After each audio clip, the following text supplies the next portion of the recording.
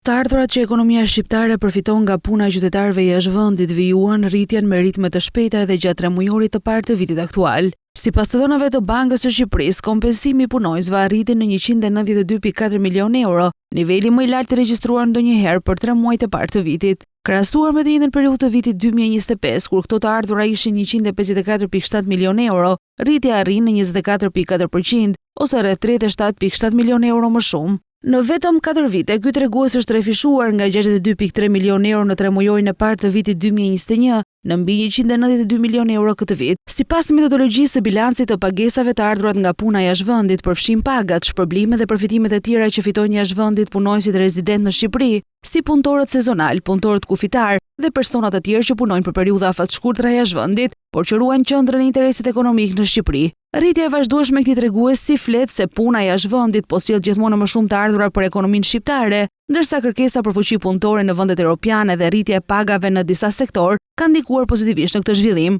Së bashku me remitancat e emigrantëve, këto të ardhurar përbëjnë një nga burimet më të rëndësishme të hyrjes së valutës në vend dhe luajnë një rol të rëndësishëm në financimin e ekonomisë shqiptare. Në tremujorin e parë të vitit 2026, remitancat dhe të ardhurat nga puna nga jashtë vendit kontribuan me rreth 466 milionë euro në bilancin e pagesave, duke ndihmuar në zbutjen e deficitit tregtar dhe në mbështetjen e konsumit të familjeve.